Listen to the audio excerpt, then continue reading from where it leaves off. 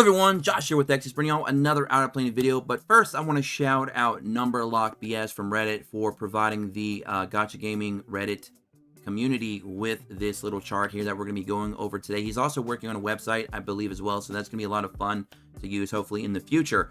But before we also get into today's video, make sure you go check out our second channel, X's Media, where we cover tons and tons of Gotcha-related content. You can find a link for that in the description below, as well as the pinned comment. Now, without further ado, I know you guys have saw the title, you saw the thumbnail, and you're probably already thinking to yourself, there's no way. There's absolutely no way. This can't be real. Unfortunately, the sad news is, the reality of it is real. So if we go through and we look at this chart here, we'll see that OUTERPLANE made $1.2 million in June, but last month in July, right in the midst of summer. All the summer events going on, the bikini, cosmetic packs, all that good stuff. Demiurge Stella still going on. They lost almost half of their peak revenue the month prior. They went from $1.2 million to $700,000. That is bad. Really, really bad. I did not expect a revenue hit to be that bad. Now, again, this is also for iOS and Android. This is all of that money combined. So don't think, well, that's just Android or that's just iOS. No, this is the total between both platforms. This is not good. Losing almost half your revenue. The game's only like 3 months old at this point, globally launched, and we're already seeing a nosedive this bad. Just to put this into perspective, right? It took IMR almost, 8 months to get this bad. It took Ace about a year to get this bad, and both those games are essentially flops at this point that will probably be getting EOSs within the next year or so, maybe even sooner, because both those games are doing absolutely bad. And those were also turn-based games for mobile that were supposed to compete with the likes of Raid Shadow Legends. They had all kinds of hype and potential going into them. Management completely killed those games, and here we are again, OUTERPLANE's management killing OUTERPLANE at a very rapid pace. $1.2 million is really not a high bar to start with to begin with, especially when you're being compared to heavily by Epic 7, which is another game owned by the same publisher, making $3 million and then $4 million. $7 million. $7 million for a 5-year-old game versus $1.9 million for a 3-month-old game that's supposed to be new, hip, and fresh, cool, with the new crowd. It's supposed to be the new gen, right? The 5-year-old game is completely obliterating the other one. So if you're Smilegate, you're the publisher of both these games, what game do you think that you're going to be spending all your time, effort, and resources into? What game are you going to be spending all your marketing budget on? It ain't going to be the game making $1.9 million. It's going to be the game making $7 million, especially considering that they also own that game fully, the IP and everything. OUTERPLANE right now is on life support. To drop that much this quickly already in the midst of summer with all the stuff that was going on, that is bad. We're not even at the half-year anniversary yet. We still have another 3 months to go. They might be down to like 200, 300 grand by then. Or worse. If they take another nosedive like this, it's going to be really, really bad. Now, we talked about this a few days ago when we made a video talking about how the recent patches have been really killing the game. Ruining the game. And they are. And these breaks between patches that they've been doing recently as well are not helping the case at all. It took them this long just to give us gear presets. Arena was abysmal. There is really no endgame content to do. The game felt stale. All it is pack after pack after pack. New cosmetics, new cosmetics, new cosmetics. That's all we kept getting. And then they did artificial difficulty inflation with the dungeon stages, with the new upgrade system. None of this has helped the game.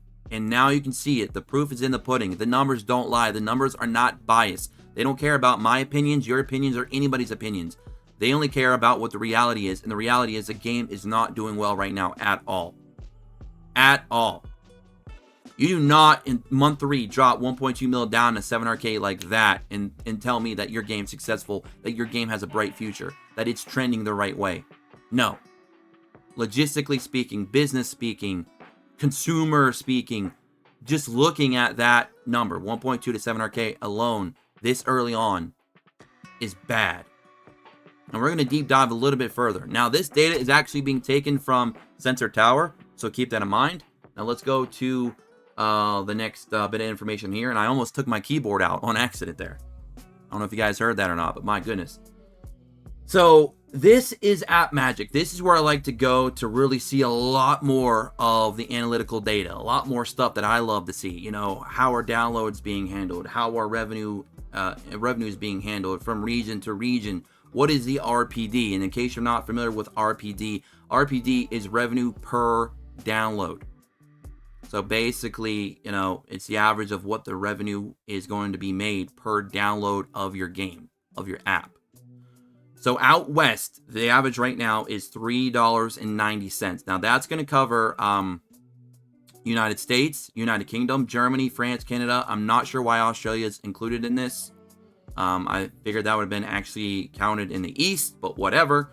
So those regions, the average right now, revenue per download is $3.90, which isn't too bad, I guess, if you think about it in isolation. For East, though, we have Taiwan, South Korea, which is the home region, Japan, Hong Kong, and China. Still not sure why Australia's not over there, but whatever. And that's $1.68. So you can see a big difference between the people in the East and the West, what their spending habits are right now. The East is not spending very much money, $1.68 on average versus $3.90. And then that makes the global average $2.12. Now, if you look at that versus some competitors, it's bad. So $2.12 for OUTERPLANE.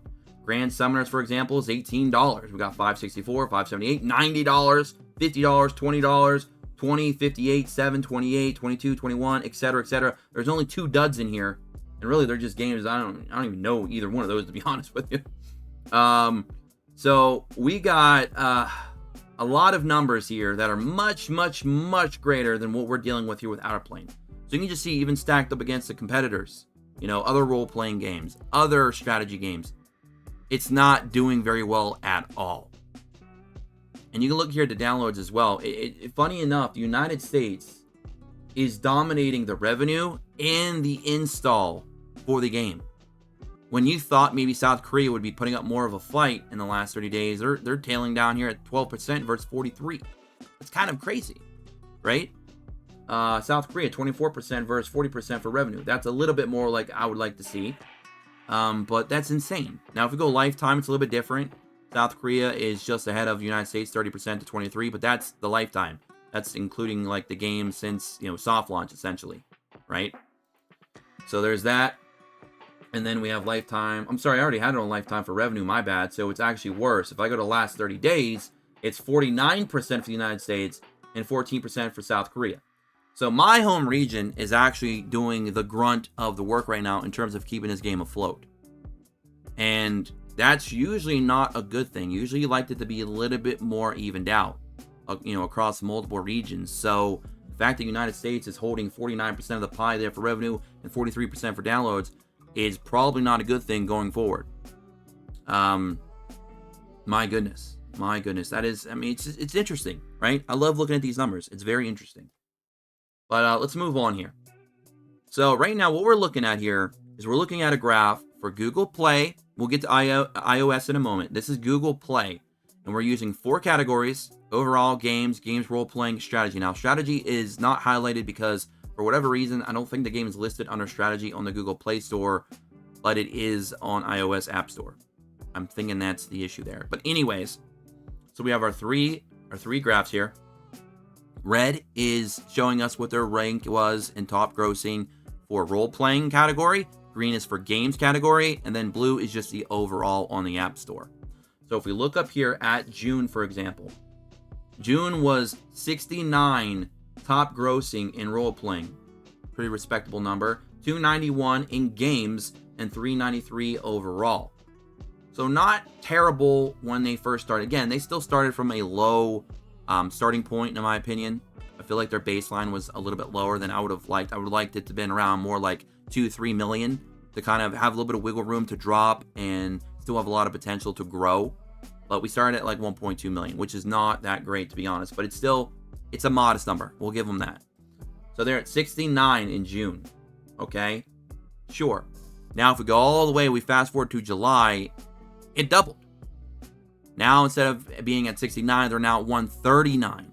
Now their games, they're at 525 top grossing. And now overall, they're 723. Excuse me. So you can see the chart is just going down and down and down as we continue through the month. And I'm expecting August to maybe even be worse than this. We'll have to see. But, you know, from June to July, you're already seeing that it was quite a dip. And it explains a lot of why they lost almost half their revenue in 1 month. Now, let's look at the actual iPad plus iPhone store, the App Store in total. And let's do it. Same thing. We're still nosediving here. Now, for strategy, for the iPad and iPhone, we were at 220 and 230. And then 326, 380 for the role-playing. And then 936, 981 for games. And then 1,633 overall. That was in June. July, we're at 283, 318. So it didn't change too much on the App Store from 1 month to the other for iPhone and iPad for strategy. Role-playing, though, we went 494, 527. Games category went 1270 to 1462. And then overall, we really took a dive. Now we're at 2252. So hopefully this information kind of goes to show that the game overall and pretty much all aspects of, you know, revenue, popularity, trending negatively right now. Because obviously you want some of that stuff to either stabilize or go up, you know, to show some growth. Now, there's a lot of things that you could say are probably the cause of this. Lack of marketing, stale content, lack of endgame content, lack of quality of life, taking breaks off, you know, taking breaks between patch notes, taking whole weeks off. Not enough content creators because they're not making enough money or getting enough viewership from your game because you're not marketing it. There is no content creator program. We're in month 3 of global, guys and gals. There is no content creator program for this game right now. I literally have no incentive from the company to make games. To cover this game. That's not good. That is not good. This is clearly a management issue. The game had potential. It still does. But if they really want to fix this game and get this game off of life support before it does truly die and we do get an EOS notification at some point soon, before we hit the 1st year anniversary, they have to do something. And it has to be done immediately. And it has to be impactful. It's got to be a major change. There's got to be a new philosophy with whoever is actually handling this game day-to-day operations. Because there is something clearly that they're doing that is not hitting with the audience. So that's going to be it for me. Let me know what you guys and gals think in the comment section below. Hopefully you guys enjoy videos like this. We could do more videos like this on our side or on our second channel, Excess Media, talking about other games as well. If you are interested, this could be something that we could do. A little series of ours. I like doing it. I like breaking down the numbers. It is a ton of fun. Unfortunately, I don't like to have to get bad news like this for a game that I truly do care about and I do want to see succeed. And obviously, we're covering here on the main channel, so this isn't good for us here at Excess either. So we'll have to see what they're going to do in the future. But right now, it is looking very, very bad. It is looking like the game is indeed dying. It's not dead, but it is dying, and the numbers don't lie. It's right here in front of you. So you guys can go check out Sensor Tower, appmagic.rocks if you guys want to kind of, explore a little bit further into some of these things and other games that you might play as well, in case you are interested. But that's going to be it for me. Don't forget to like, subscribe, click notifications, join us in the Discord in the description below as always, and of course follow us on Twitter at Excess Media. Until next time, peace.